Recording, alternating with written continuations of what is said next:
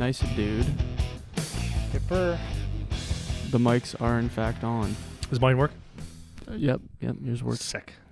You can check on the computer? I can. So sick. I see when you talk, I see like the volume. See, people don't know this, Yeah. but behind this computer, it's not just for show. It's I can see every time you talk like how high the volume is. So that's why sometimes I'm playing with the knobs because I can see I'm louder than you or Right. whatever. That's why if you don't stay like a consistent distance, Yeah. then when I go to edit it after, I have to like change every time we switch speaking. So it's just better to have it. Understood. But I'm louder than you on average. Cool.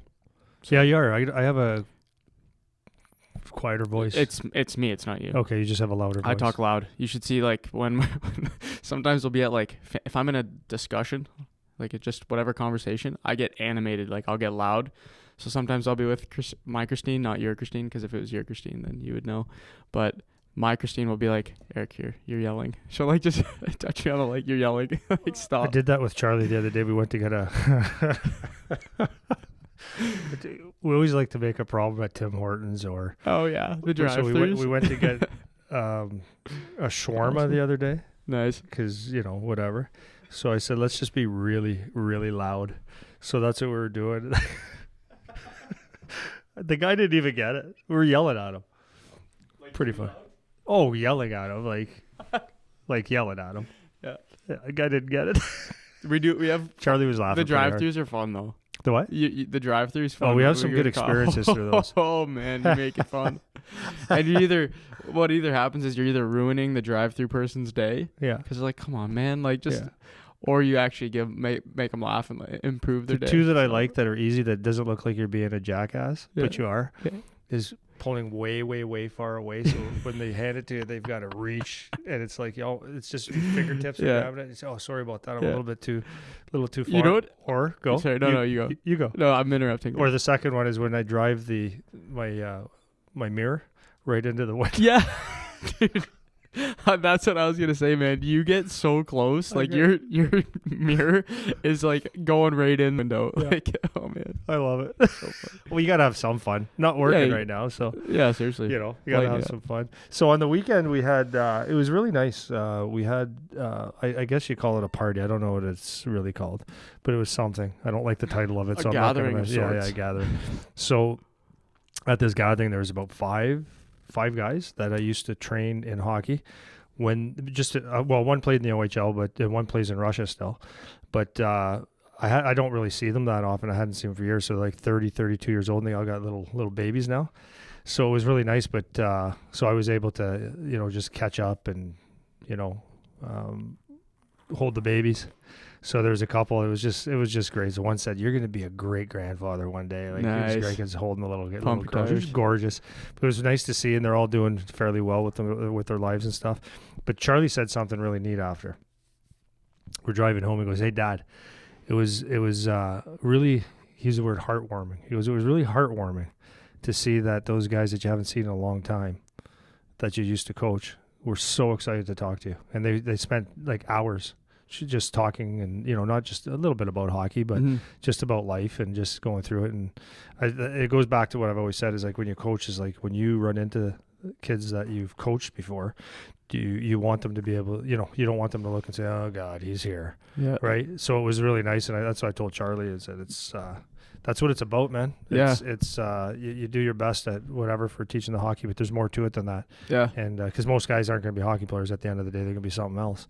But they knew that I had my best interest. But what's funny too is they still play men's hockey and stuff like that, and they go, we still to this day think about some of the stuff you teach. I swear to God, Andy, when you're moving, get on your heels for your lateral moves and stuff like that. And he goes, and the one guy, he was a defenseman. He goes, I was a ham and egger. But he goes, you showed me this one move and I use it all the time. That's so awesome, I think it's funny in the beer leagues, right? Yeah, it's a nice like feedback indicator or whatever that you're a good teacher, a good coach, a good whatever. And that's what you want if you're somebody who's has a chance. We talked about this so many times, but you have a chance to impact some people. Yeah. You want that to be what happens down the road when they come back and see you or whatever, instead of that. Because I do that with some people that I had as teachers or coaches or whatever. Like when I see them out in public or whatever, I see them because I'm always looking, because I'm the guy that avoids. Trying to avoid everybody. So I'm always looking around, and if I see one of them, I'm like, oh. And you just try to like duck your head or whatever, because you know it's going to be like an uncomfortable, awkward conversation. But then you see the one where it's like, man, I want to go say hi. Like, and that's when you know. And you're genuine about it. Yeah. That's what's so cool about it. I genuinely want to go say hi to this person and see like how they're doing and whatever, because they made a positive impact. You know, it's nice. Well, I told them a fun fact too. I was thinking about it, and I was telling my wife, I said, these guys are the same age now that I was when I was teaching them, 33-ish, 32. Man. So I was out there. I said, you guys realize that your age right now is when I was teaching you?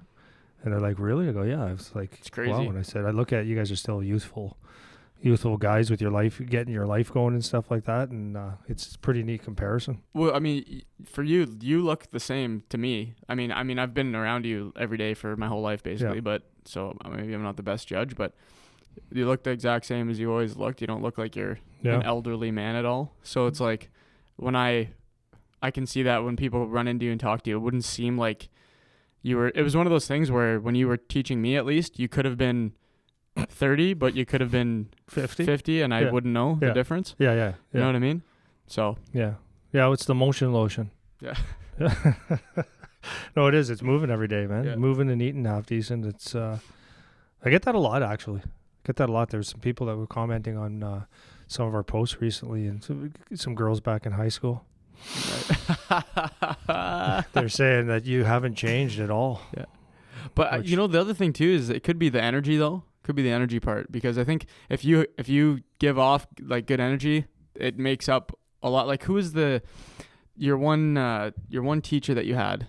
Mr. Rose. Mr. Rose. He was my coach. That he was like, what is he in his 80s or something? He's in his 80s. Yeah, and he's on fire. Oh my God. You know? And I think that could have some to do with it. Well, too. I've been fortunate. Like, listen, man, I had a few years where I was off the ice, and then when I started running my business and kept working out and stuff, like blood's flowing all the time. But yeah, you're right. It's what did you say? Is in the environment, or I don't know. If you give off like a good energy, like you. Yeah. So, but I'm around like literally, I'm around kids all the time.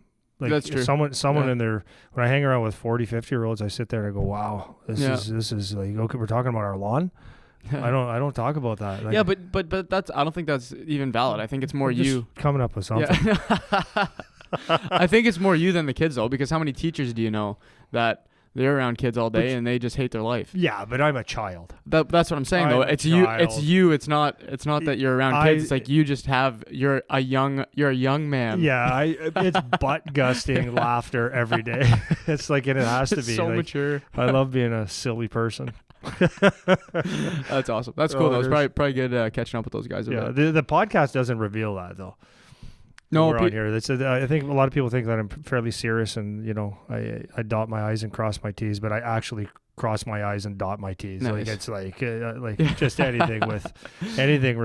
No, I'm responsible, but it's I like having too much fun. You can turn it on and off. Yeah. You know when to turn it. You're not an idiot, but like it's funny because for people that just start watching or listening, like that don't actually know you at all, it probably is like so serious.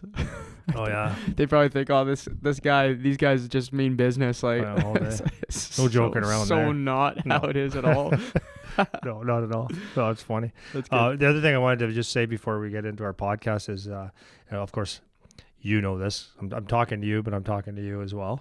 Yeah. Is I'm really proud, and it's a weird thing to say to someone that's a year younger than me, but I'm very proud of Bobby Jones for coming in every day.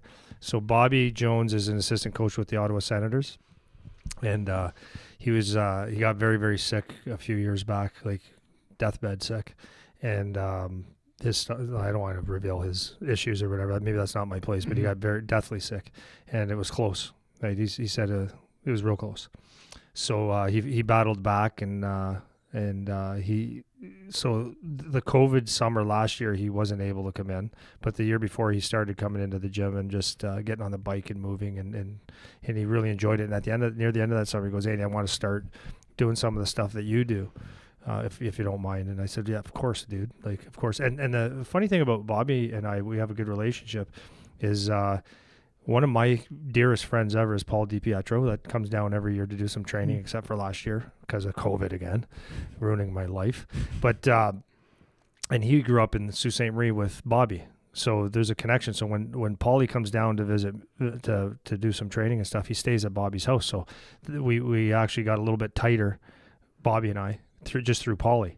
So and it's a common ground, right? So anyways, he started coming back, and he's actually here's what I'm proud of him about. He comes every day, and Bobby's not in the shape that I'm in by any means. But once he got his first weekend, he said, I want to start doing what you do. So we modify it a little bit, but he comes in every single day, more than anybody else outside of our regular students. But I mean, we always have all these guys, hey, I want to start popping in the gym and working out with you, and you and I just laugh because we go, that'll last 3 days a week, or they'll come 4 days in a row, and then it'll be 2 and then 1, and then you don't see them again. But Bobby's been at it, and I'll tell you, man, he's been working. So he texted me last night. He's going on a fishing trip, and he goes, I love working out with you now. He goes, I absolutely love it. I look forward to it. I feel good. I'm sore, but he loves it.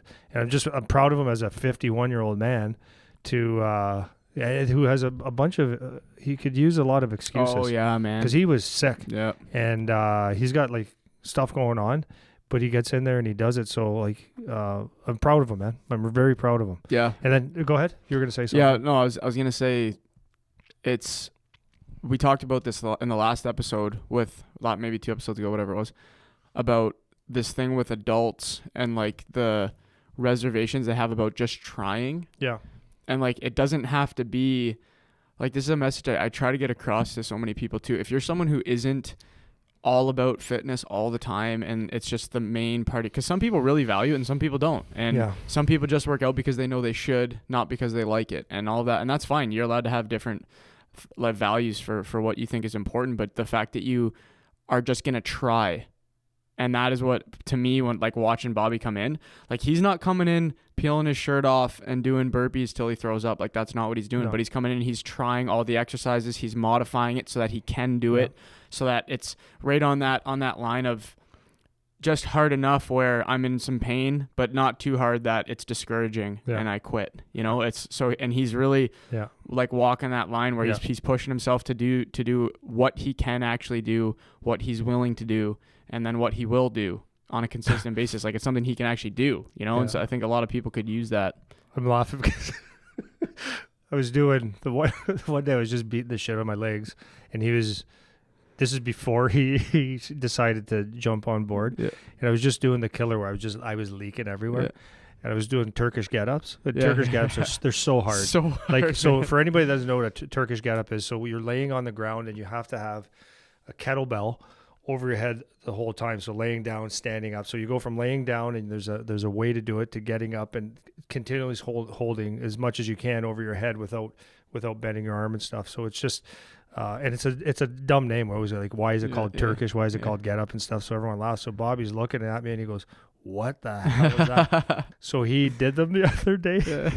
And I said, do it with just your body weight. Just hold your arm up, right? So he was getting up and down, and he looks at me and goes, wow. Without any weight. So before we were doing it, I said, I got Turkish Get-Ups in here. And he goes, I'll try them. Yeah. It's okay. You do it without weight. So he did it. He just looks up and goes, wow. Yeah. I can see his face too right now when you're doing it. It's so funny. He's talking about, he goes, what the heck was that British stepping up thing? And then he called it a French this. And he goes, what the hell are they called? That's so funny, man. That's hilarious. Oh, it was great. So, but hey, he's doing it. He's doing it hard. Yeah, that's it. Side note on Bobby is we always have some good hockey talks, right? Mm-hmm. Yesterday we were talking about so the background on Bobby. I played against him in junior, and he was good, solid D. And then I think he was drafted to the Red Wings actually. And then when he was done playing hockey, a couple of years in the minors, he got his first coaching job with Sault Ste. Marie Greyhounds. Did that for a year. Then he coached. He's been 20 some years in the OHL. So he went Brampton, Mississauga. Oh really? I didn't know. Sudbury. I didn't know that he was around the ringer like that. Oh yeah, cool. yeah. Sudbury, like always as assistant coaches, and then he came down to Windsor. And because Bobby and him played together in Bobby Bugner and him played together in Sault Ste. Marie, and they were really, really good friends. So and he's a good coach. So he brought him down as assistant coach with with the, basically the intentions, I guess, or the whatever, I don't know what the word is, to be the head coach at some point. So he mucked it out with Windsor. And then Bobby got hired in the NHL to Columbus, so he coached for 2 years with the Spits. Then Bobby came back and wanted to coach again, so he lost his head coaching job. Stuck around for a couple more years, but then he got hired for Oshawa Generals. Coached a couple years there and got very, very, very sick. Then the COVID, then whatever. Mm-hmm. So then he got hired for Dallas Stars American League. Did that for a year and a half or two, and then hired as an assistant coach with the Ottawa Senators. Mm-hmm. So I've been around the league, been around for about 25, almost 30 years. I think more than 25 years coaching in either the OHL or the minors, and a wealth of knowledge. Yeah. So funny, so yesterday we were just talking about D. So he goes, yeah, this D is a great D. So we're just talking about little things about that thing, because this D is a great D, but he can't not run a power play. I said, really? He goes, oh yeah, you can get up and down the ice. So we were just talking about the positions, right? I'm saying, like, in the NHL, you have to have a four pairing. So you have a really offensive skating D matched with someone that can do that but really defend. And then because Dalton came into mind, he goes, he's so valuable because that's that 5, 6, 7 D that they have to be able to shut down all the time. And if you're big, strong, you have a little bit of skill, it's fine, but it's about shutting guys down and stuff like that. So then we're just talking, going over, some of the top guys and why some guys can't run power plays. He goes, so this one guy we were talking about, he goes, he's so good. He goes, but he can't defend. He's not good at defending. He'll learn. But when it comes to going on the power play, he might have 300 and some power plays and only a few points. Yeah. But a 5-on-5, 4-on-4, really, really good. But he doesn't have the brain, or, I'm like, is it poise? Is it like, I mean, I look at Aki, one of my guys, and he's second unit power play in Florida, and people think, well, but he's the best. But Keith Yandel can run a power play a lot better. Yeah.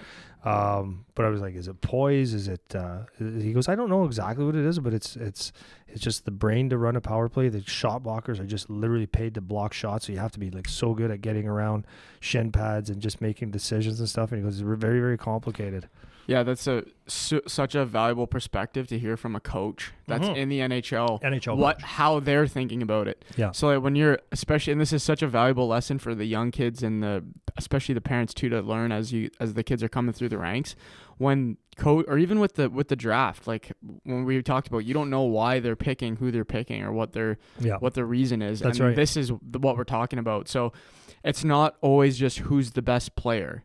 Like, or by best player meaning like who's the most skilled player, like who can get the most points, like that isn't how they weight things. So when you look at something like a draft list, then you go from the first pick all the way down the list for the first however many known picks are. It's not like most skilled to least skilled. That's right. That's not how it's ordered. It's roles. They're looking at who can I put in which position.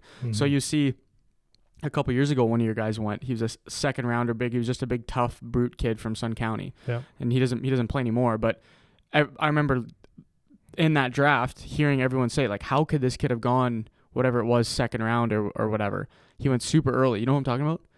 I'm thinking. Meathead fighter, finished in B. He's on some of our. Yeah, I know. Yeah. So what was he, second round? I think. Third. Early third. So early. Yep. And so, but I remember hearing like people talking about this kid, like this kid, he's not a player. He's not like a skillful. How is he that high in the draft? It's like, well, they probably didn't pick him because he's the most skilled guy in the draft. That's right. They were probably like, maybe we need some toughness. Maybe we need like a power forward. Maybe we think this guy could be a guy that mixes it up a little bit for us because we need that. Like, who knows? Nobody knows why they're picking who they're picking. So it's interesting. You talk about Jonesy, and he's not talking about, hey, who are the best players on my team. He's saying, well, this guy's really good at this, but not really good at this. So we have a different guy. Whereas from the outside perspective, you're looking and you're like, but that's your best D. How is that not the guy you're using? It's like, yeah, but he's our best D in this situation, that's not right. In this situation, and that's kind of, we try to talk about that a lot and thinking of things more in that way. Like, what is your role? What are you good at? What can you actually do? Because it's not just, I'm the best player. Like, what does that mean? Nobody knows what that means. Once you're at the higher levels, it gets very specific in what your job is. Yeah, well, we were talking about analytics, so he was just saying something just specifically to that. He goes, everyone's like, some guys are analytic guys, some guys are like, whatever. Some take some and leave some. He goes, but as you start reading into it, there's some that just stand out. He said, like, for example, he goes, winning faceoffs on a defensive zone penalty kill. He goes, if you lose that draw, the numbers go greatly like increase that there is going to be a scoring chance or goals. Yeah. It goes like greatly. And by winning that face off in the D zone penalty kill, he goes, it reduces that like dramatically. Yeah. Just that one thing you kill in 25 seconds. He goes, it's incredible. He goes, make sure Charlie is good at face-offs. I said I said the dumb thing. I said, oh yeah, he's good at it because he wins most of them, Mm-hmm. and even though he's a winger. And then I went, that was actually dumb because at that level, you're taking, if you're taking a face-off against Joe Thornton, he's taken 20 years of face-offs in the NHL. He's really good. Bergeron? So Charlie's not good. Yeah, he's not good at face-offs. I'm talking like an idiot, like, I caught myself. A little bit of dad mode. That was dumb. Yeah. That's a good point though, because so think about the opportunity now that you may or may not get because of that ability. So if you're a kid you're a third or fourth line player in junior even, and you guys have a D zone face off on the penalty kill. Well, if you suck at face offs, you're not going now. That's right. You're going to go on the change. You'll get out there. Well, but so he said his team in Ottawa, he goes, they're terrible. They don't have anybody that is good on, let's say it's the right side, a D zone face off. Nobody. He goes, so when teams play against them, because in the NHL, if you have a power play, like on the initial face-off, you can pick which side you want the face-off on. So because of the analytics and the scouting, they already know, okay, go to the left side, we'll win every face-off, basically. So that's an issue for them. So they need to find one guy that can win those face-offs. He goes, conversely, he goes, it's in with the Maple Leafs, he goes, if you notice, D-zone face-offs, penalty kill, Jason Spezza goes out for whatever side it is. I think, let's say it's probably on his forehand. So let's say the left side. So he goes out on those face-offs and he goes, he's not a penalty killer. But for that face-off to win it, he goes, takes it off and away you go. So real specific. So those little details about, you can do all the fancy stick handling and all that kind of stuff. But those are little things that make you money. Well, so this is such an awesome example, man, because this is just be good at something. Like, so if you're a fourth line guy and you play 6 minutes a night, but for whatever reason this night you've had 8 penalties and you're really good at taking a face off in your D zone. You just went from 6 to 13 minutes. That's right. Now you get to play way more. Or who cares? You get to play. Yeah. Right. And you get to play. But you're giving your coach more of a motivation to get more opportunity now. So normally you just be your fourth line winger, you go out on the fourth line rotation or whatever. But now, because you have a extra thing that you're good at, because you took time to make sure you were good at that, now you get 5 minutes more per night or whatever it is, 3 minutes per night more, because you can take the face off on that side. Right on. And you can play that game in any situation. Like, are you really good at a face off? Can you block a shot? So that means now you're getting more PK time because you can block shots. Are you really good at running the half wall? That means you'll get more power play time, even though you're the third line left winger. You'll play on the second unit now because you're decent on the half wall. Like, these are things that Tommy Holstrom in front of the net. Like, this is exactly, that's a fourth line player. Yeah. Right. And he played every first line power play for the Wings for 10 years. Well, one of my guys too is Matt Martin. Yeah. So great Matty example. Grew up. He never played AAA ever. Ever. Never played one game of AAA. And no one ever. Matty Martin. And then he got drafted late out of A hockey or junior C to Sarnia, and then made his way, was on Stamkos's line his third year, drafted third round of Islanders. No one thought he was going to play. And then he's been playing longer than most guys from town. And the one thing that he does, he leads the league in hits. He hits every like year, a truck, shift after shift after shift. So finding one thing that you're good at. Yeah, that's huge. Bobby and I were also talking about yesterday. It was kind of interesting. It was just my own observation because his son got drafted to Erie years ago, and he coached in the OHL. And it's funny, as every level that you go, it might be hard for me to explain this, but every level up that you go, the more insignificant the league lower is. Mm-hmm. So it actually becomes like, a cute little hockey game. Yeah, like if that makes sense. Yeah. So like he was asking about, some of the kids and my kid and all that stuff coming up for the draft, and I said, this is going on, and he goes, oh, cool.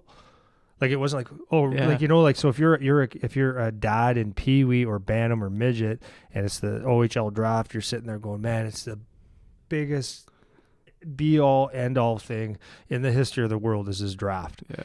And from the NHL perspective, it's like, oh, okay, he was drafted. It means, like, he didn't say this, but it was just like, he's just like, oh, like, I'm not interested. Oh, yeah. Because he's been there. He's seen the first round amount to nothing. He's seen the walk-on become an NHLer. He knows who's coachable. He's seen every attitude. He's seen every dad. He's seen everything of it. So it's like, so I just dialed it back for most people. So now, I spend most of my players are getting to junior to above junior to pro. So when someone says, yeah, he's really like, you got it. I hear this all the time. Like, best kid I've seen ever. Get the best edges. He's got the best this. And this is when they're 10, 11. And I always I do the same thing. I go, oh, that's cool. Like, whatever. Because I know what's going to happen. Yeah. What's going to happen is he's good for this little thing without hitting in minor hockey now. And it means nothing. Yeah. But enjoy it. It's great. It's awesome. Yeah. It's great to watch your little kid play hockey. Yeah. But it means nothing. Right. Let me elaborate on that a bit. So when you were talking, I was thinking about this is a Jocko thing. So he was talking about in one of his, I don't know if it was one of his podcasts or in his book, or I think it was in one of his podcasts. Anyways, he was talking about how to become a Navy SEAL, you have to do the BUDS, right? So they have the BUDS training is like their introductory whatever training to be a SEAL. And then at the end of that, they have Hell Week, which is a week of just getting your ass kicked. Mm-hmm. And for people on the outside, that is like the gold standard. Like, you did Hell Week, like, oh man, like that's crazy. But then after you do Hell Week and you become a SEAL, all the guys are SEAls now. So they all did Hell Week. So you're going in there and they're like, oh yeah, cool. Yeah, I got through Hell Week. It's like, okay. Of course you did. So now, do. Yeah, so we all did. Yeah. Everyone here did. Yeah. So same thing when you get drafted, you go to the OHL. Now you're in a dressing room with all the guys that got drafted. Yeah. So it's like, okay. Oh, you went 31st overall? Yeah, that guy went first. That guy went third. That guy went fifth. Like, nobody cares. Well, Welly said it one day sitting in the room. He goes, hey, it's so funny, like being you had a good junior career, 2 Memorial Cups as a player, two more as a coach, one more as a coach. Oh yeah, I remember this. But he was sitting there going, he was sitting in the Philadelphia room because he was drafted and he was like a prospect. But he goes, you think you're a big wheel, like you're on your way to the NHL. And he goes, you're sitting beside you as the captain for a 10-year captain on the American League team that played 200 games in the NHL, and you got a guy from that was a captain of the World Junior team from Russia, and you got a captain from here, and this guy was the captain out west and the scoring champion from the Quebec League and the scoring champion from college, and you're sitting there, and then he's sitting there and going, wow, this is going to be hard. Yeah. Seriously. And then there's no spots up top with the Flyers. Mm-hmm. He did it, but it's almost impossible. So yeah. Everyone's done it. Oh, I know, and that's what's funny. So going back to your point you were saying about like for the young kids when they're coming up and they're 10, 11, 12 and they're really good and they come to you like, oh, you got to see this kid, man. He's the best thing since fucking sliced bread. Yeah. Yeah, well, something. Bread slice. It was pretty cool when it did happen. But it was funny because one of Christine's friends, the dad, was telling me about these 2 guys. They're 1 year older than Charlie, and he goes, they're the best. Like, they're the best.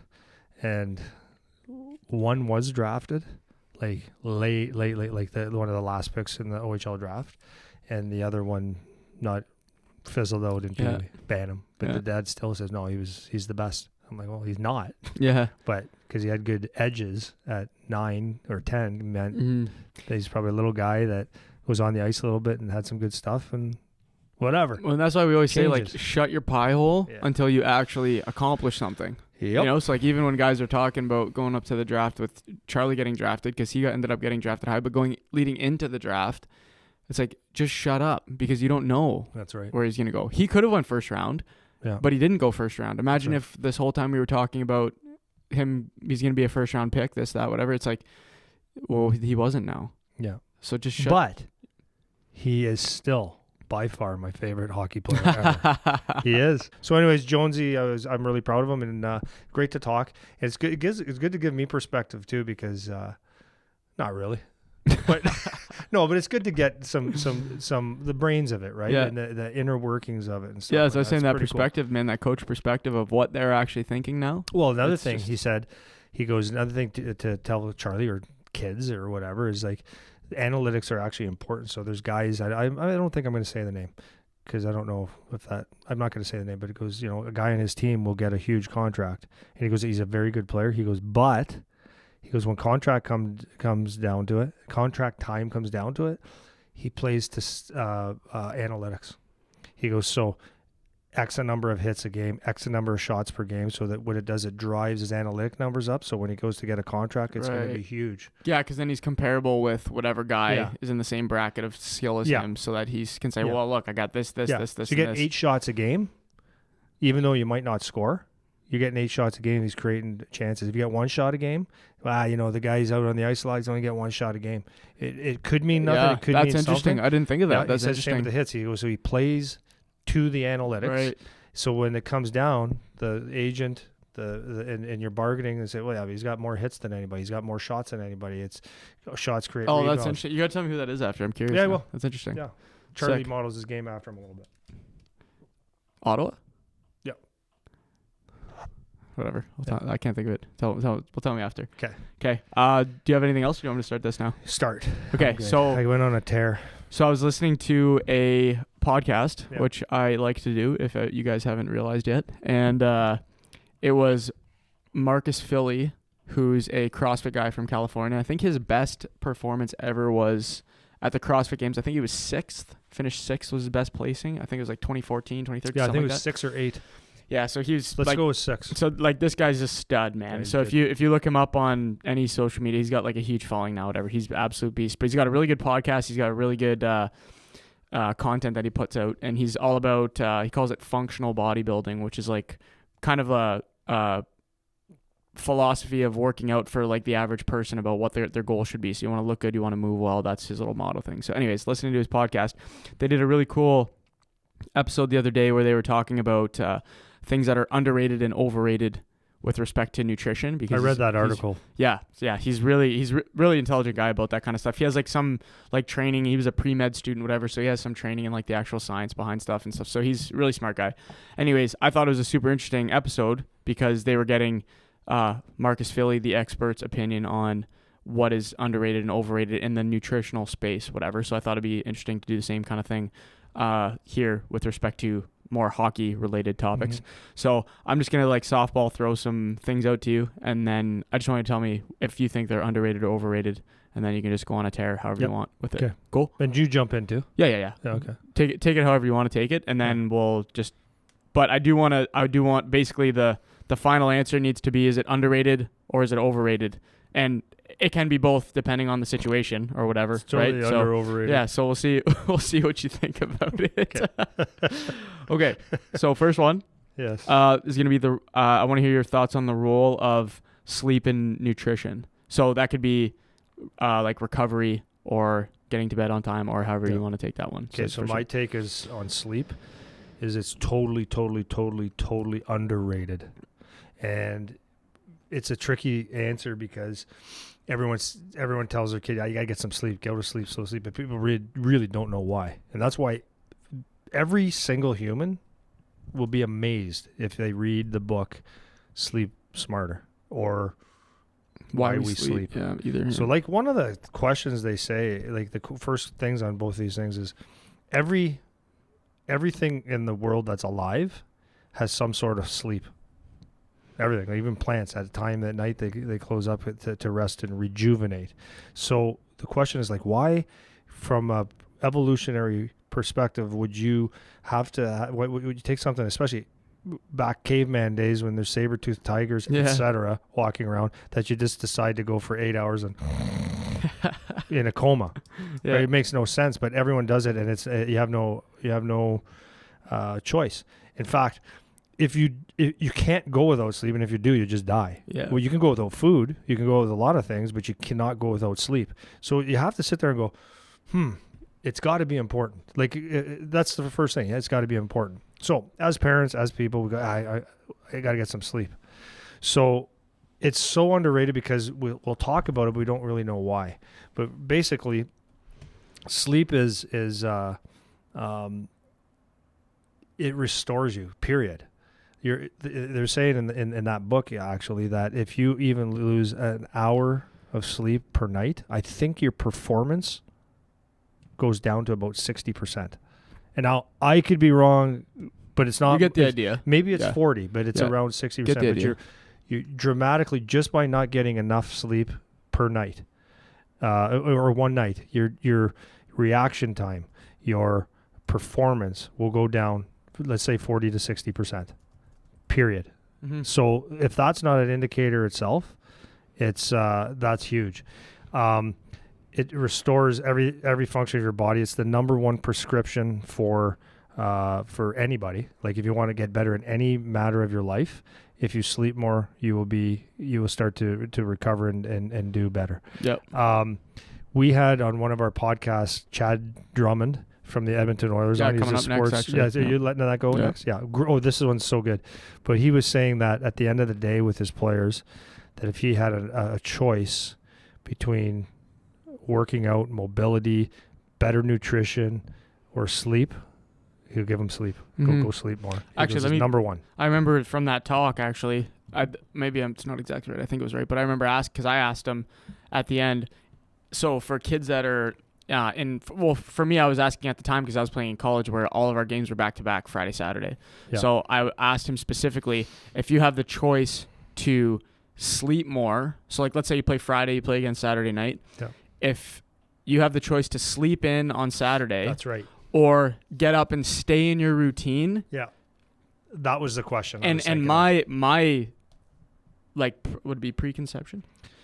Your opinion, let's say your opinion would have been. That's not what I'm looking for, but okay. All right. It was. Don't ask me that. What I thought before he answered the question was that for sure you'd want to stay in your routine.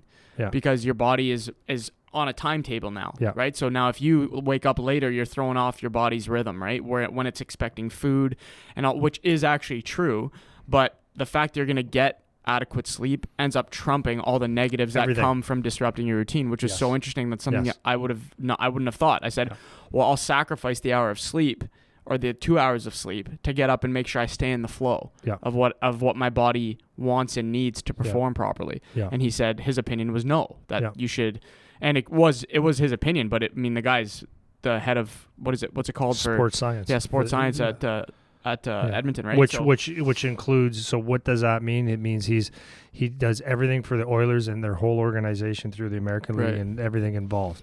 Yeah. That means that he's in charge of the nutrition, he's in charge of the supplements, he's in charge of the trainers, he's on the cutting edge tables, of the science. Everything. Yeah. And so this is a topic, especially it's just something that I think is so neglected, especially in like the athletic world.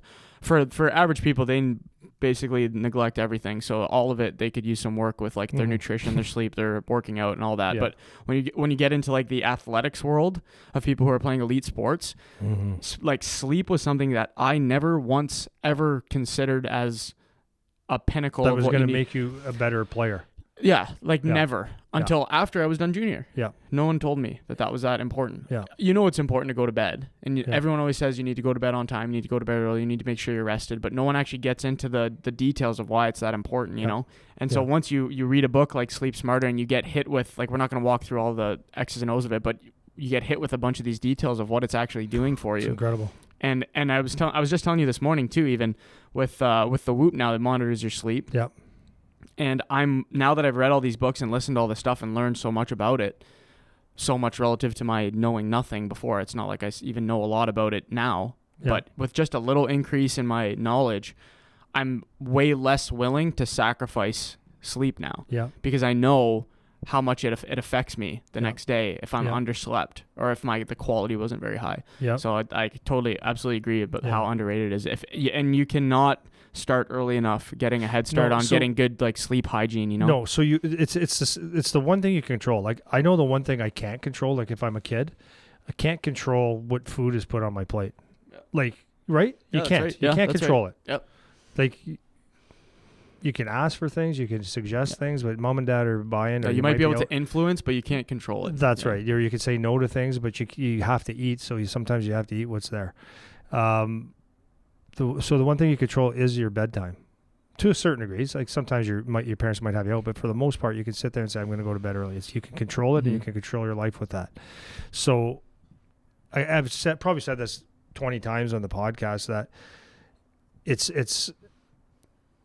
I don't know what I was going to say, but no, what I was going to say is it's just the habits. It's nothing. That's what I was going to say. Nothing past 9:30, 10 o'clock at night is productive, unless maybe you're doing homework or whatever, something that's actually beneficial, but you should be done. Yeah. Even that. So anything after that is you're just fighting to stay up later. And it's funny, kids love to just stay up to say, I stay up later. I get it. We've all done it and stuff like that, but it's one thing that you can control to increase your odds that you're going to perform well the next day, whether that's practice, school, whatever it is your sleep, period. Is it fun to stay up? Yeah, it could be, but the price you pay for not getting a good night's sleep is huge. Yeah. And I can't emphasize it enough. And like you said with the Whoop, so we use these things. I know we've said it a million times, but like they're invaluable. So all our groups that the kids are on it, they understand because they can see the data and they can see the recovery performance and all that kind of stuff. Yep. And they're absolutely bought in. And they, Charlie goes to bed. It's like, okay, it's 9. Yeah, you have no 9:30. choice. He's dialing it down at 9 o'clock at night. 9 o'clock, he's Yeah. dialing it down, and he's in bed by 9:30 every night. Yep. Not cool, is it? Well, it creates. But, Oh, well. But the thing is, when you start to gain this knowledge, it starts to create a culture for yourself where that's something that you value. It just moves up the totem pole of what is important to you. Yeah. And a thing that parents could do for young kids, because if you start when the kids are young, then it never ends up being a question. Like an example that I have for me was like doing my homework and doing well in school. Like day one, it was not allowed for me to not do well and not try hard. And that doesn't mean do well and try hard didn't mean get 100% on everything. It just meant give a good effort and actually do your shit the way you're supposed to do it. Like day one, I have like very, very early memories of it's not allowed for you to not try. Like that's not allowed. So for the rest of my life, because when I was a little kid and like very impressionable and I was ready to learn whatever was in my environment, I had that as a value. I'm not allowed to not try on my school stuff. Yeah. And that's a similar thing you can do with sleep. Instead of just barking at your kid, you need to go to bed, you need to go to bed. You make a culture where they value going to bed. Yep. Because it's important that you want to get up so that you can do the stuff you want to do and feel good doing it tomorrow. Like, don't you, little Johnny? Yeah. Isn't that what you want to do? Yeah. Isn't it better than being tired and cranky all day? Well, let's just say, have you ever regret having a good workout? Yeah. You never do. Yeah. So I don't think anybody's ever woken up and said, I'm so pissed that I went to bed and I feel good. Yeah, I'm so overslept. Yeah, I just hate it so much. But it's getting to that point. It's similar to working out, really. Yeah. Most people, the hardest part of working out is getting there, and then it's your first little bit. But as soon as you get in the car or your bike or whatever you do to go to your workout, and you start moving, all of a sudden the brain kicks in, and it's like, okay, let's go. Mm-hmm. So one of the tricks that I would say to do is well, first of all, do not bring your phone to and a phone and a TV in your room, anything like that to distract you, to keep you up later. It's not working. Mm-hmm. So what we did with our kids is we said, and I was kind of against giving them phones early in their life, but life wins. Yeah. So they had phones, but we ensured that the phones were downstairs. So when it's bedtime, you can read. Mm-hmm. If you want to read, but that's a fight. That's harder than going to bed. So they go to bed and they sleep, and you got kids that are fresh. Yeah. And it's huge, but it's little things like that it's critical. Yeah. Well, we could stick on this but we'll do an actual full podcast on that. Maybe we'll read some of that book on the podcast. I think that would be good in the future. But you said the slash to that was nutrition. Yeah. Do you want to peel into that too, or do you want to just touch it quick? We'll go kind of quick. Okay. But the nutrition is like similar to sleep. It's necessary evil. Now listen, for the kids, we said this before, we don't need to dial your diet into something crazy. What you want to do is just, because listen, I had a kick out of it. I was talking to Charlie and his girlfriend, and I said, just watch, because she rides horses, and she has 3 horses at the house, and she she really understands how horses work. Like she understands the human body and horses because she trains them. Mm-hmm. So she understands that, if I give my horse, like I asked her a trick question, like, I remember you said this, do you ever give them just like some shit food to eat? And she goes, no. I go, why? She goes, because they would get sick and they would not run real well and they wouldn't perform. And I said, yeah. And I said, so we'll just watch around and watch how many people will go crazy on their dogs. No, you can't feed them too much. Mm-hmm. You can't. Oh no, you can't. You got to give him the right kind of food, or else he's not going to be healthy and stuff. And then watch what those exact same people do for their food, and you're going to go, wow. Yeah. You care more about your dog than you do about yourself. You put gas in the car. It's going to run properly.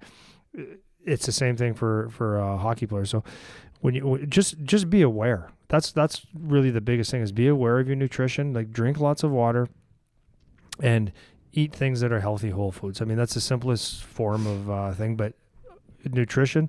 But now, nutrition, if you go crazy, especially as a youth, it's overrated. Mm-hmm. Do you know what I mean? Yep.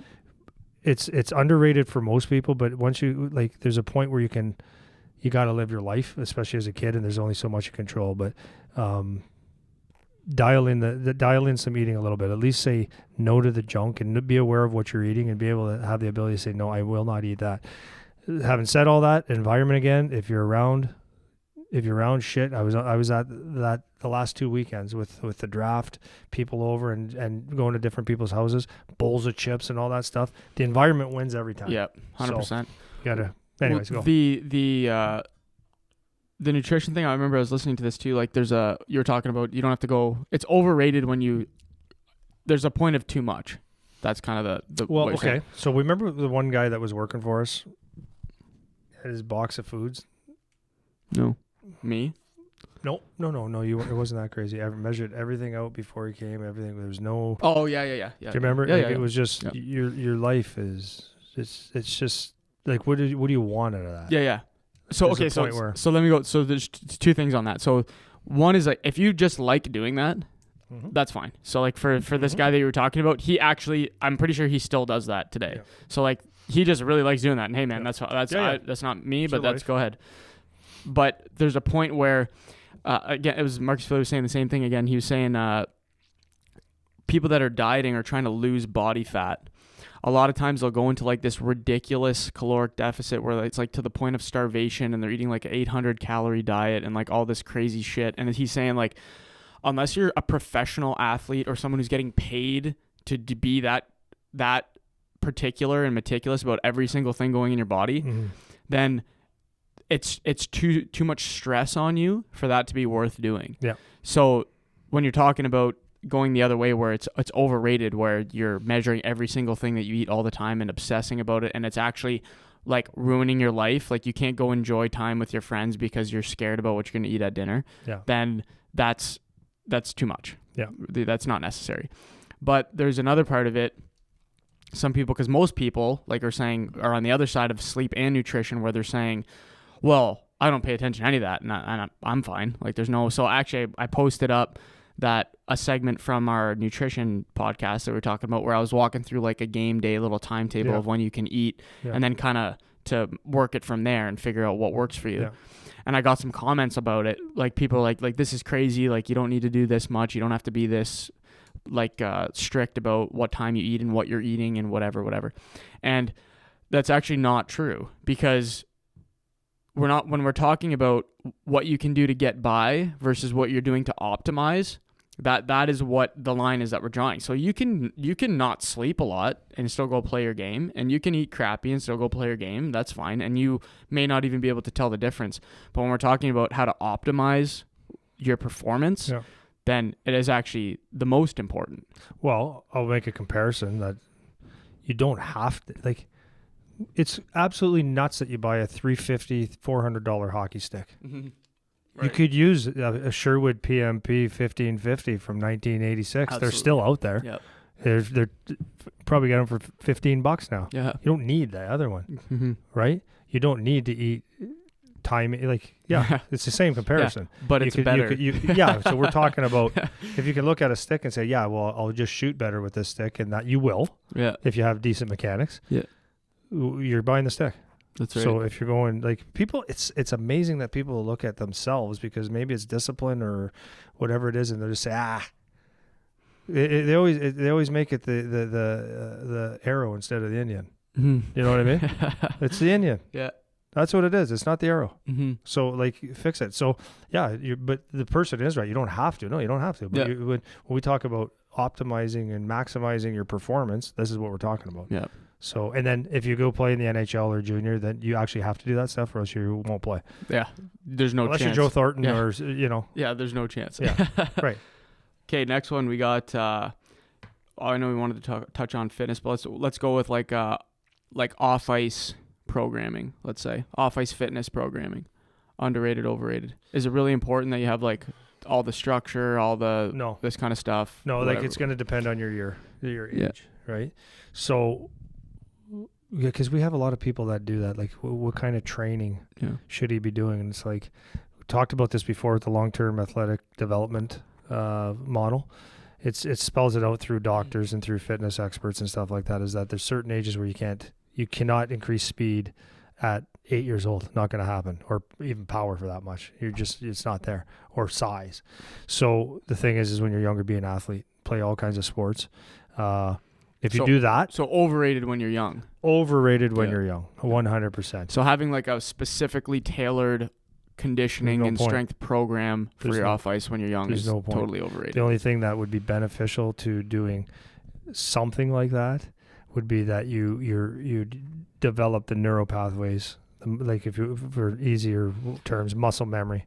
Yeah. So just to clarify, so for the sake of what the point of the program is, it's overrated, but it can help you develop like some good habits. You're getting into working out, whatever. You're learning how to move the weights a little bit and all that. So there's benefit to that, but having a legit off-ice program structured for you when you're young you're saying overrated. Makes no sense. Yeah, I agree. Yeah, it makes no sense. Overrated. Yeah. So, but what do? You run, you throw, you jump. Jumping will always help your skating because it's almost the same mechanics. You do all those kind of things, be an athlete. I've had so many guys that, well, you know what, even in the hockey interviews, one of the first questions I've always asked is, do you have athletes in your family? Because there's something about being athletic that helps you in the game. So yes, overrated for sure. Now, I would even say overrated when you're older to a point. Because some people as a coach, like as a fitness trainer, have their own philosophy. And Dalton was very clear about this. He was going to bring that up. Yeah. He was very clear about this, saying like, so the guy wants you to do this today, but his body's not feeling that, and he knows that he needs something else. Or even for the whole summer, he knows he like when he was in Columbus the one year, he said everything that I was doing was not what I felt I needed to do, but you had a guy's philosophy, and this is what you're going to do. And sometimes when someone writes a program for you, it's just easier to do one program fits all than to write programs for everybody. It's totally easier to do that. Right? Yeah. But I think I totally agree when you're young, up until like you're a couple years into puberty, let's say. Yeah. I'd say totally overrated. Then after that, you want to have like some kind of framework where it's geared towards your sport in one way or another. So that's why I like the framework that we have where every kid can do that, and that's getting them ready to perform as a hockey player. Then within that, if you want to specify for yourself, like that's one thing, which is fine. But like, again, you don't need to have, in my opinion, at least like that so specific every day mapped out for a whole summer and you follow it to a T. Like, unless you're working with a trainer one-on-one where they're with you every day making micro adjustments for what you need that day every day, then I think it can be too much. Well, the one thing that I'll say is totally overrated is it's the wrong term anyways when people call it hockey specific training. Like there's actually doesn't make any sense. I know it's probably just a term that gets used the wrong way. Yeah. But there's not an exercise that's specific to hockey. Right. They're just movements. Yeah. So there's movements and there's exercises and there's energy systems that are going to increase your ability on the ice. Like, so when we, like in your program, when we do that first 10 minutes of just capacity work, it's not capacity just for hockey. It's you're on a bike, you're running, you're skipping, you're rowing, and you're going to hard levels of training to build your heart so that you just don't get tired so you can recover. It's not hockey specific capacity. And same with any of the lifts or anything. They're not hockey lifts. They're athletic lifts that are going to help you in the range of motions for hockey. It's not hockey specific. Baseball players do some of the stuff. Football, there's crossovers all over the place. Well, I think it's just imprecise language, because the thing that I've found, good way to put it. the thing that I found now, like with making all these videos online and stuff, like that is what people are looking for. Like people are like, what hockey things can you do? Baseball workouts? Can you do, like, this is what people are asking me, and it's like you're saying, there isn't a baseball workout. Right. Like there isn't a workout just for baseball. It's like, if I go to a gym and there's a hockey player and a baseball player and they're training to be athletes, they're probably going to be doing a lot of the same things in terms of their strength training, whatever. Now, the difference between a hockey player and a baseball player is the hockey player better be doing a lot more capacity stuff than the baseball player. Yes. But that doesn't mean that this exercise is made for hockey. Like there's no exercise that's made for hockey, and that's the difference. So when people say hockey specific, I think they mean more like training like a hockey player versus training like a baseball player or like whatever other bodybuilder, football player, soccer player. Like, does a soccer player need to be as strong as a hockey player? I would argue no. Right. So there's probably going to be a larger element of a program strength training for a hockey player as opposed to a soccer player. Whereas a soccer player might do a lot more of that. Not that hockey players don't do a lot of it, but a lot of that, like, ankle mobility, stability type stuff, because the odds of them rolling an ankle are a lot higher than a hockey player. Hockey, when you stop moving, you glide. Yeah. In soccer, when you stop moving, you stop moving. You do a head plant. Right? Yeah. So I think that's kind of what people mean when they say that, but that's not what they say. Like, give me a hockey specific workout. Yeah. It's like, hey, that doesn't mean anything. Like, that's not, every workout is supposed to be, if you're training as an athlete, an athletic workout. So they're all going to be using the same types of exercises, but it's just the how much time do you spend doing each thing is kind of where the, like, sports specific part of it might come in, but people don't use those terms properly, at least in my opinion. So you're right. I think. Yeah, you're 100%. Next one, unless you had anything else on that. Good? Nope. Okay, the next one. How about the importance of mental toughness? Well, mental toughness is totally underrated. Mm-hmm. Here's the question. This is I'll prove that to you right now. So, what % of the game? You don't have to answer this, but give me your answer based on what you've heard. What percentage of the game is mental? The classic answer would be like 90. Yeah, that's a classic answer. Mm-hmm. Who knows what the hell it is? Yeah. Let's say it's 10. Yeah. Right? 10%. The next question is, how much time do you work on your mental game? Is it 10%? I dare to say that most people are way, way less than 10%. Yeah. So they do say, like, I don't know how you measure it, but I do know that there's a lot of mental strength that you need to be good at anything. So in hockey, I know that you need to be able to focus on the task at hand. You need to be able to eliminate distractions. You need, what will increase your performance. Actually, Dr. Krista Carter, Chandler, that was on our podcast early on, she was talking about, like, the stat is that you're the best athletes in the world are the best visualizers. So there's visualizing, there's eliminating distractions, there's just not letting things get to you. It's being able to perform under pressure. All those things fall under the umbrella of mental toughness. So what do you actually do to percentage-wise to make sure that you're working on mental toughness? And the answer is there's not much. I think at best there's, especially youth, is probably less than 1%. I don't even know if you'd get to 1%.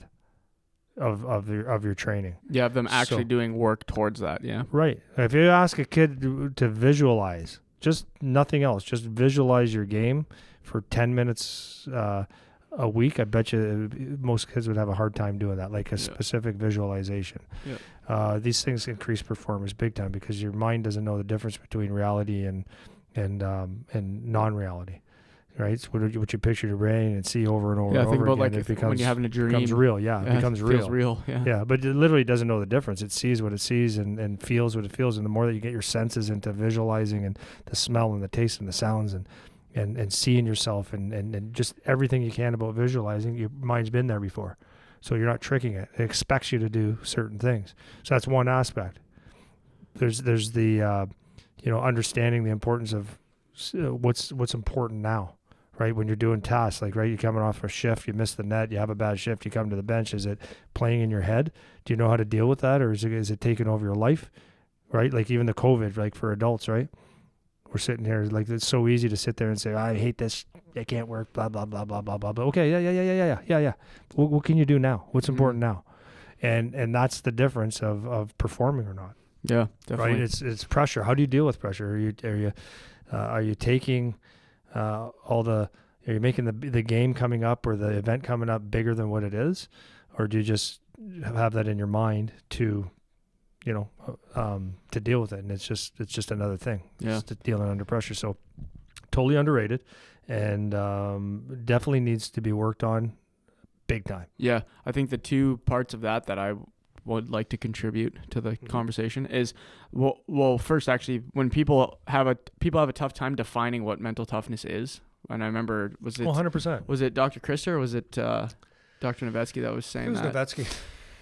It's hard to define. What is mental toughness? What does it mean, right? What does it mean? And so to me, in the context of hockey specifically, but it's just life in general too, I think the most important mental thing that you can develop is like resiliency, is being able to bounce back from something like shitty that happens to you.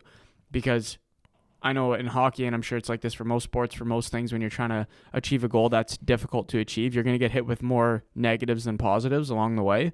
But the positives are just so good that it keeps you going, right? Yeah. But you're going to get hit with more shitty things that happen to you than positive things.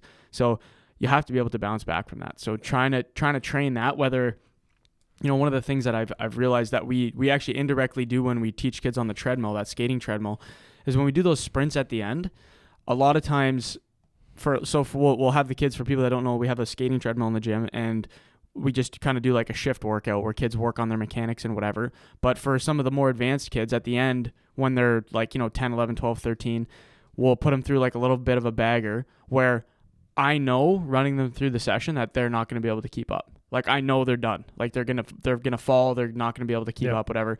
But you give it to them anyways, because it makes them try to fight against it, And little things like that is how you can, like, those little exercises is how you can like indirectly start to train young kids to be able to fight a losing battle kind of thing, and keep pushing against that. Yeah. And then the other thing that you always talk about this is like the brain diet, like things you're putting in your head, what's in your environment, what kind of things are you hearing on a consistent basis.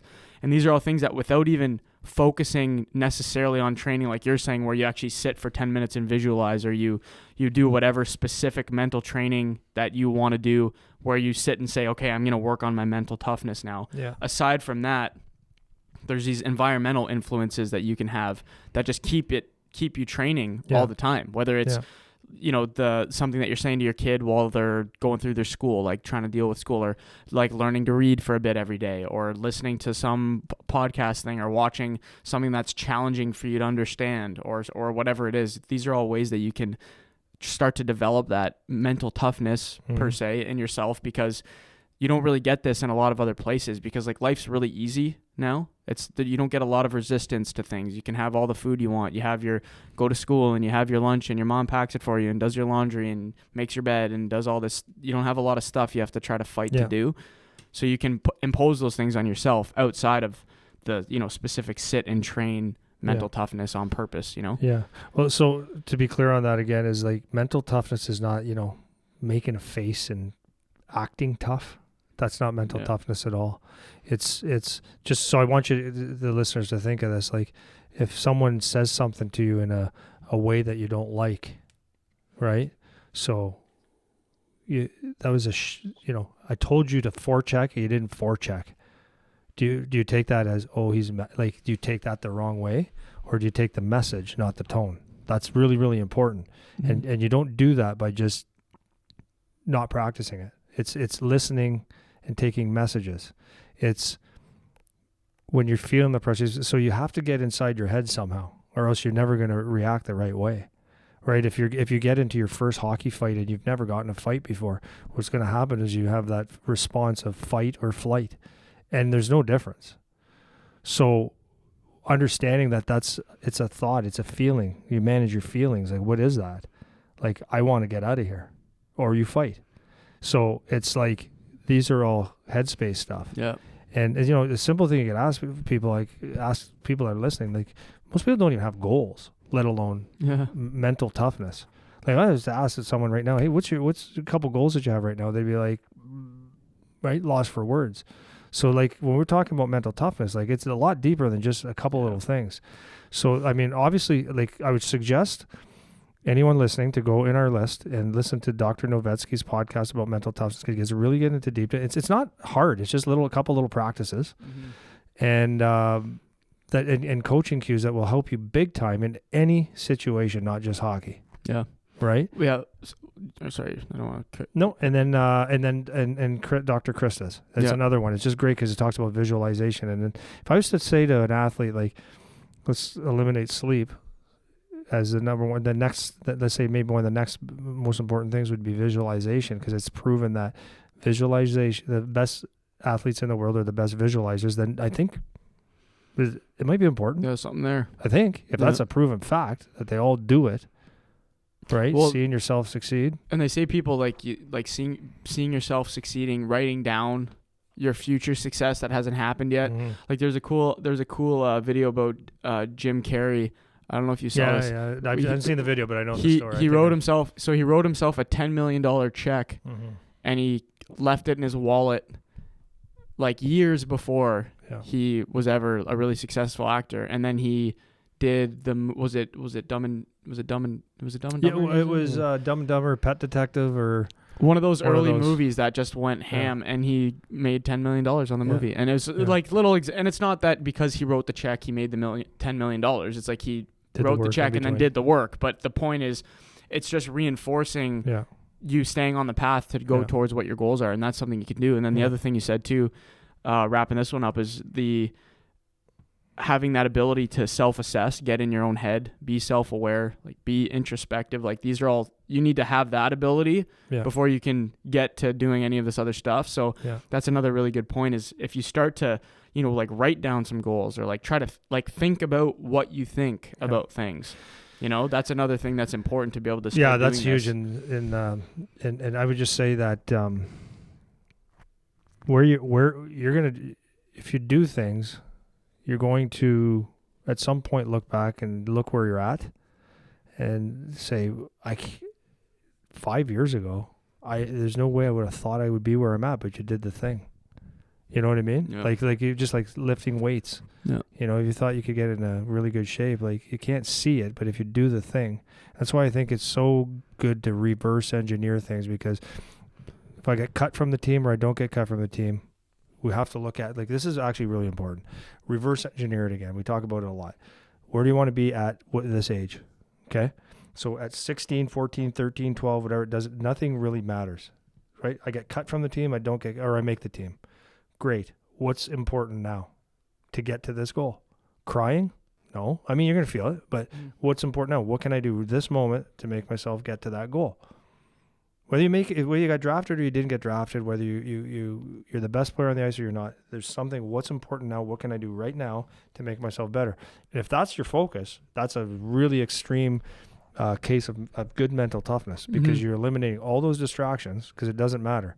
So that goal, reverse engineer it, and just do the thing to get you there. And you'll be amazed, absolutely amazed, what will happen in short term, long term, mid term. Big time. Yeah. Well, you start to get momentum, and it starts to turn over faster than you think it would. You get a couple little wins, and then you start to build, and then it's like a snowball effect, right? Where it starts to get easier and easier to do things that you thought were undoable or super hard. Yeah. So that's good. Sure. Next one. Okay, the importance of coaching. So how important is it to have a really good coach versus a really? It's not. Okay. Not important. It's so undervalued. Yeah. Overvalued. Yeah. So this is the thing, is that you'll hear people all the time in youth hockey complaining about their coach. You'll hear it in guys in junior. I was talking to one of my players the other day, and I said, what happened over the last couple of years? Well, in this place, the room was bad, and the coaches, they were, and then when I got traded to this place, coach was, blah, blah, blah. It's not the coach. It's not the coach, because what if all coaches are like that? Some guys succeed, right? So anyways, in youth hockey, it's not important. And what I mean by that is, most parents expect coaches to know a lot about hockey and teach a lot about hockey. And in youth hockey, And actually, at all levels of hockey, some of them will fool you pretty good. It's not important. Youth hockey what's important is that you get your skill level good, you compete hard, and you play hockey and you have a lot of fun. You're going to get probably some sort of good coaching in junior. Maybe you get like Charlie got fortunate, and trust me, if you have a good coach, it's nice, but it's not critical. Mm-hmm. My son and his teammates got very fortunate in major bantam, and they had Coach Matt take over, and he was just a phenomenal coach. He knew enough about the game to teach them some hockey stuff. Had a good relationship with them. Could, if you want to call it, motivate, but he had the discipline to pull strings a little bit. He was like the perfect coach for that age, but he was not the best coach in the world. Mm-hmm. So it's about you. It's not about the coach. Yeah. That's it. That's all. X's and O's are not important in minor hockey unless your only desire in minor hockey as a parent or a player is to win. Yeah. But at that cost, that might not mean that you're playing a lot if it's just to win. Mm-hmm. And the other thing is coaches get a bad rap all the time. And I mean, we could pick on every coach. If a dad's coaching a team, then the dad's there for his kid only, and that's what he's going to get. And if the guy can't do one thing, that if he rewards his son that plays on that team even one time, he's an asshole. Yeah, that's all he's there for. Yeah, but it's okay to beat the living shit out of your kid and reprimand him for every little thing. So if you got a guy that just volunteered the time and is trying to do a good job, he's no good because he doesn't know anything about hockey. But then you get a guy that knows the X's and O's and when I coached my son and Adam, I implemented enough so they could win but have fun. I was an asshole because, I was teaching them too much about hockey. You can't win. So the coaching is totally overrated, and that's that. Now, do I need and they do background checks and stuff, so that part's safe. But, I would like to have a good person coach my kid. Mm-hmm. But if he doesn't, I find ways that make that beneficial too. Yeah. And he's had it where he's come home and he hated his coach. And I said, okay, cool. Go play anyways because your coach isn't playing. Show him. And he did. Yeah. Well, I think the point on that is you can... Like, it'd be nice to have a good coach, like you're saying. Like, I said this before. I didn't hear about, like, a D2D regroup until I was, like, 13 or 14. Yeah. Like, I didn't know what that was. Like, that would have been good to know earlier. Great to How know. to play some systems and whatever. Great to know. But especially now, because there's so much information that's free for you to go get. Like, there's so many workarounds. Like, there's so many ways to get around the fact that your coach may not be so knowledgeable. And even aside from that, even if, like, the internet wasn't a thing, like, you can watch hockey. You can watch and be intelligent and try to, like my dad used to always say, like, be a student of the game and, like, try to learn how to play properly, even if your coach isn't teaching you the X's and O's. And then aside from that, like, they have no bearing necessarily, or they don't need to have any bearing on what your performance is like. Zero. And I remember, like, something I still say, actually, is, like, so one of my coaches in junior me and him were not pals at all. I did not care for this guy one bit. And I 100% let that get to me big time. And it affected how I played my game because, maybe going back to the mental toughness thing too on that, but I could feel having him there actually was hurting me. Just a 400-pound gorilla on you. Right? And that's so not necessary. That didn't need to happen at all. It's just another person. Like, you're going to have a job where you don't like your boss. You're going to have a job where you don't like your coworker. And this is life. You need to work with the people that are around you. And that can't be the thing that makes or breaks your performance, whether it's a coach or a line mate or whatever you have to deal with in whatever your circumstances. Yeah. So there's a ton of workarounds. You don't need to have the most all-star coach ever to be able to get where you need to go. It is a nice bonus to have, but it's definitely not a necessary thing for you to succeed at all. And I think, you see some of the conversations I have with people, and it's like when you blame the coach, first of all, your best coach to me is your home life. It's your best coach. If you're a disaster at home, or I see it, like, people that blame the coach and blame others and blame things, they're the ones that have more excuses than a pregnant nun. All the time. Mm-hmm. So, of course they're going to blame the coach. They have to blame someone all the time.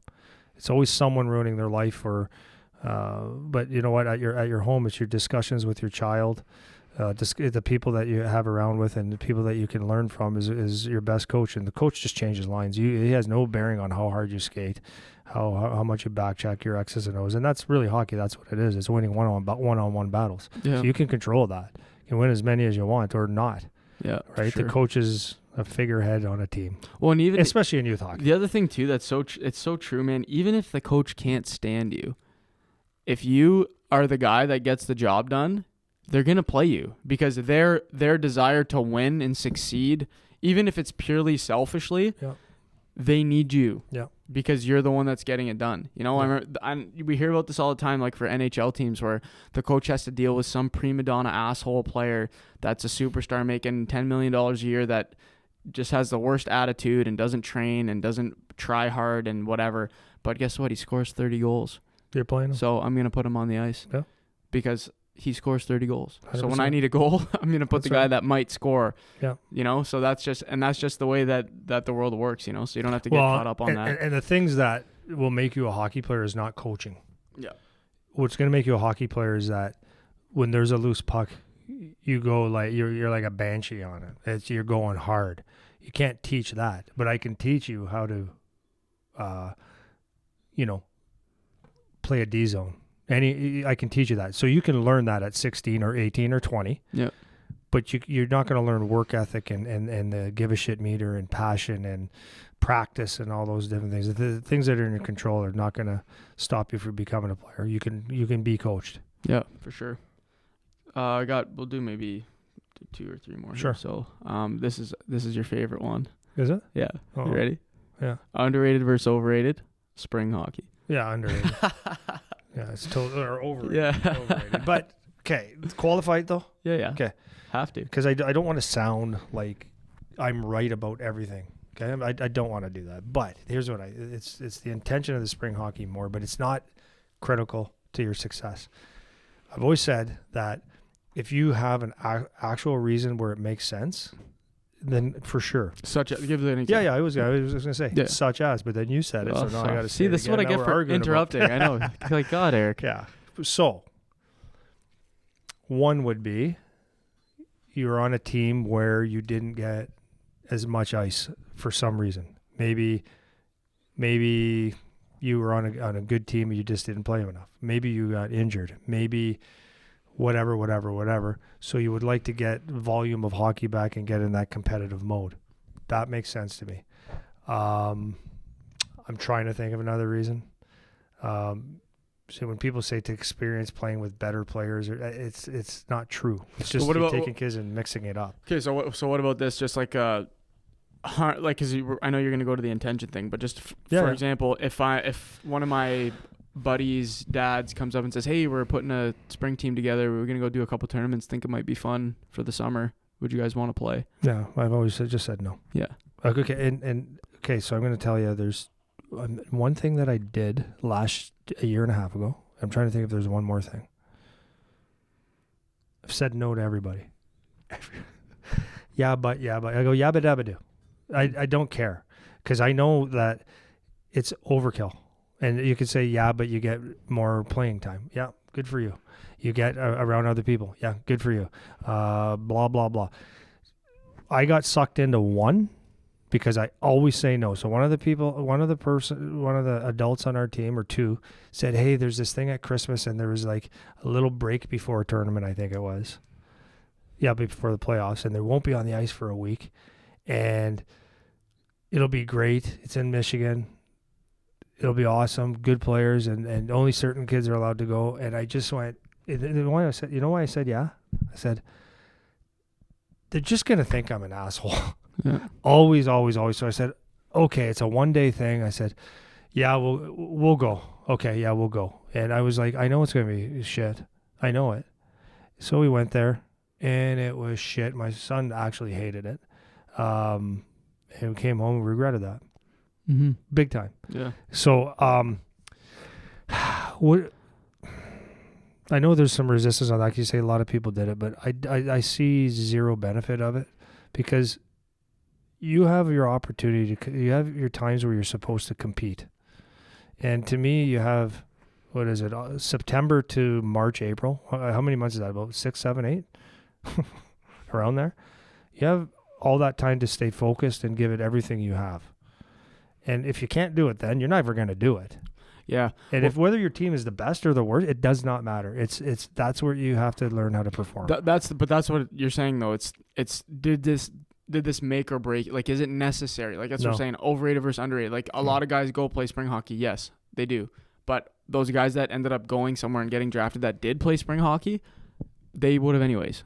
That's right. It wasn't because they played spring hockey, you know? And then, so I'm going to tag the next one onto this one while we're talking, because you just mentioned it. One of the reasons that people are big on the spring hockey thing is like the more ice time. They get to play more, they get to do more, they get to whatever. And that leads into another one that we were going to talk about, was just like getting more ice time, like being on the ice more, right? Underrated or overrated. And this kind of leads into that one where I'm sure, well, I'll let you take it from there. Anyways. Being on the ice more is really, it's actually, get lots of ice. It's actually a good thing. So I'm going to say it's not overrated or underrated. It's how you approach it. Ice just for the sake of ice. And that's, sorry, just to be clear, that's what I'm tying into the spring hockey thing, like the ice for the sake of ice, because that's what spring hockey ends up being, right? Games for the sake of games, like ice for the sake of ice. You have to have some hunger to go out and play, whether it's training or whatnot. Plus, you have to manage, just like a workout. You have to manage how you approach your training. So if you're working out, you're always doing capacity work because you know that you need good lungs. Well, okay, capacity is really good, but only capacity work, you'll be skinny and weak, right? Yep. If you only lift weights heavy, then you're gonna look like a fire hydrant, and you're not gonna be able to skate or move. So there's time and place. So there's a time to play hockey, and that would be in your season. There's plenty of hockey. And then when the season's done, there's a time to recover and work on skills. If you're serious, I mean, if you just want to play hockey just to play as many games because you love it so much, but there's no intent to it, then yeah, fine. But there has to be a time where you're backing off, letting your body heal a little bit. Like hockey's a tough game, and if your groins or your ankles, like all kinds of things are going bad or wrong or hurt or injured, there has to be a time where you can back off and just like take it easy a little bit. Yep. And then work on your weaknesses. Because if you just never work on a weakness or a skill, like a slowed down session where it's skilled with intention and your brain's not in it, it's at some point it's going to catch up to you. Yeah. 100%. Period. Yeah. I got one more. Okay. And then we'll wrap it up. So the last one is going to be overrated, underrated, like having character as a player. It's just let me think. Okay, it's going to depend on what you want out of it. So outside of playing, just like your character, like integrity playing the game. Well, I think it's always underrated. I think because you're saying even outside of hockey. Mm-hmm. Okay, let me throw a couple details at you. So what I'm thinking about for this one is you get somebody like not Patrick Kane, Evander Kane, right? Shit guy, stud, makes millions. Carlson, shit guy. Yeah. So I was gonna say that's why I was flipping a coin because people say like they'll use a statement like you gotta be a good guy, like you gotta be a good person. You don't. Not to be a hockey player. You don't have to be a good hockey. You don't have to be a good person. Being a good person has nothing to do with how good you're gonna play hockey. The only thing it makes a difference is how you're accepted in your room, how your coaches accept you, and maybe other opportunities. But yeah, it doesn't have anything to do with, like what's the guy that was in, he got beat his girlfriend, got kicked out of the league from Russia. I forget his name. Was it the goalie? No, well there was one of those guys too, but there was a guy that I forget his name. Played in L.A. I'll look him up. Keep talking. I think it started with a V. Anyways, he's obviously not a character guy, right? You got people that do things that in normal society wouldn't be good, but it doesn't make them a less better hockey player. But Slava Voinov, that's it. I knew it started with a V. It was a shit show, right? Yeah. So, but he's a heck of a hockey player. But the flip side of that is he in the NHL anymore?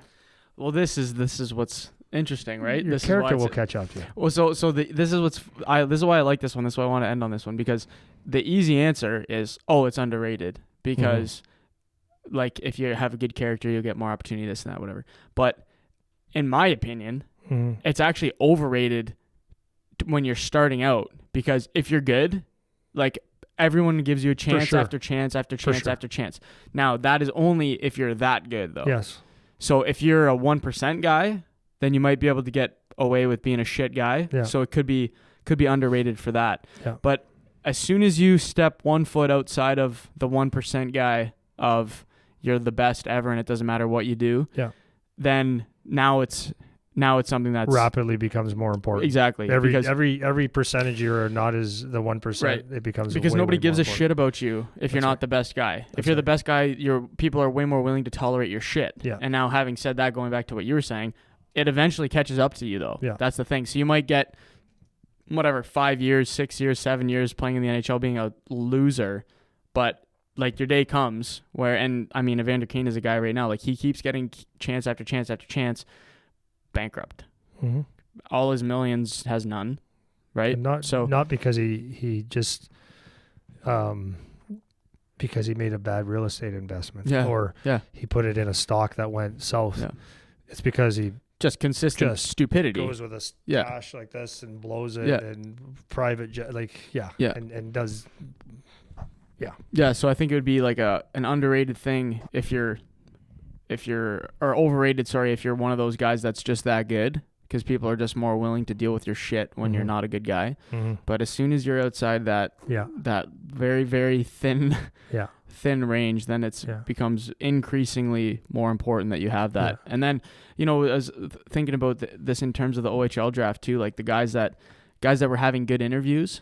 And I know this because they were saying that about Charlie, because he was a good interview. Yeah. Like that just boosts your stock when you have that, So for those guys, it's underrated, right? Because the fact that you come across as someone who's intelligent and cares about the people around him and talks about his family in a good way and treats people properly when he's around them and has good manners and all that kind of stuff. Now all of a sudden it's like you tick up a couple spots because of that. Has nothing to do with your playing, right? So then in that sense, it could be an underrated thing. You know what I mean? So it kind of depends where you're at. Yeah, you if you're a good player with character, you have a chance of being a captain. It might not be important to people. Yeah. You might get some opportunities outside of hockey.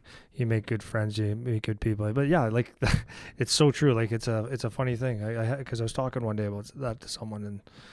So we're trying to make good people. I said, yeah, you're trying to, but it makes no difference in a hockey player. Mm-hmm. I could give you the worst character guys in the NHL right now, and that'd be a pretty good team. Yeah, seriously. Right? Well, Dalton made a good point actually when he was talking about this, because the reason I was bringing up Kane and stuff is because Dalton played with him and he had some insights on what those guys are doing. But the thing that he was saying was some of those guys, it's an important part of their game. Like it serves them well. Yep. In hockey, it doesn't in life, but in hockey, it's actually something that allows them to just not give a shit what anyone says. Yeah. And they're just always. And they don't care about one person. They do not care about one person. So they just know when I go on the ice, give me the puck and I'll score a goal. Yeah. And that's all I need to do. And I don't care what you say. That's right. If you want me to try harder, why do I need to do that? Yeah. I don't need to do that. Yeah. I just need to go score. Yeah. Guys, that's it. Give you 0 in practice, 0 in the weight room, 0 off the ice. Not doing a public appearance because it's a waste of my time. Yeah. So live in their basement and play video games or skip the dishes. Oh, yeah. And you go, how the heck? Like, that's not right, because we teach our kids, and rightly so, we teach our kids to be, and the people you hang around with, to be good people. You try to. Makes the world a little better place. Yeah.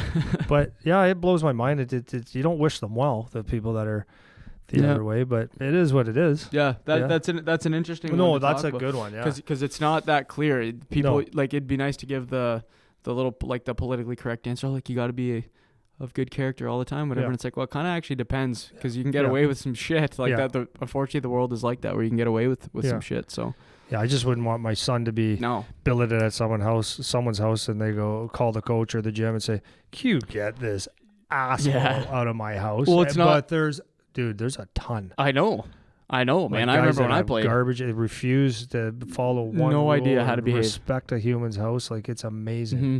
Well, and that's why it doesn't serve you well. All of that, like the conversation of character in terms of hockey, that aside, in terms of life, you lose life if you good characters. So it's I think it's appropriately weighted. If you're a good character person, that's what you need to be. You know. Yeah, so that's a good debatable one. Yeah, that's nice. Okay, so that's all I had. So do you want to end off on anything in particular, or are you good to go? I'm good to go. Good to go. I don't think I need to say anything. Sweet. Okay, cool. Well, I kind of like the format of this one actually. So if anyone has any feedback on that, let us know. If you have any other ones you want us to touch on, we can do that in another episode. 100%. Sweet.